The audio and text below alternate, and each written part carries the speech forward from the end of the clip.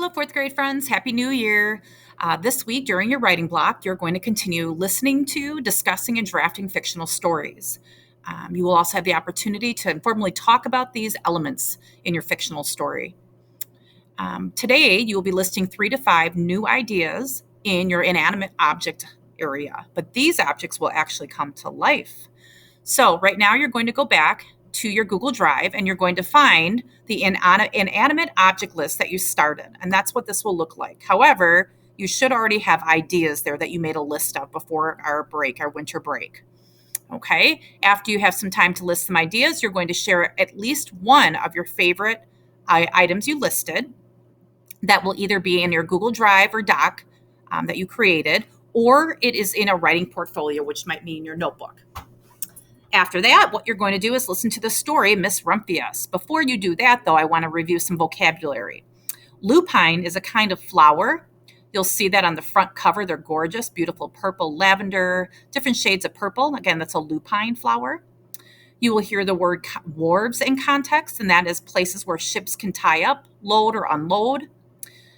You will hear the word figureheads, which is a carved wooden figure, and then conservatory. And this is an indoor space for growing flowers and plants. So you'll see this and listen to this in the context of the story as you listen. All right, below you'll see the link for Miss Rumphius. Please click on that link and listen to the story. Okay. Once you finish, there is also some questions to write about and discuss. This is a Google document, so you'll have your own document to reflect on after the story. And of course, if needed, go back and listen to the story. The first question you will write about and discuss: what is interesting about Miss Rumphius? What do you find interesting about her? Feel free to use any banished boring words to describe her. I know that on page 36 and 37 of banished boring words, there's character traits that you can use to describe her. The second question: what interesting people do you know outside of school whom you could make up a story about? So what are some interesting people?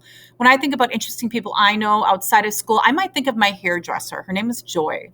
She is very interesting. She's led a very interesting life. She has many interesting hobbies that I like to talk to her about when I go to see her. So I could write about my friend Joy and some of the interesting stories. I might even rename her name as not being Joy. I could name her as maybe Frida. Again, who is someone interesting that you know outside of school that you could write about? And that would be a list here. Again, that is after you listen to Miss Rumphius. You will then have some writing option times if there is still time for you to write. And this might not happen until tomorrow on the 5th. One option to write about: you can make a story up about an interesting person outside of school.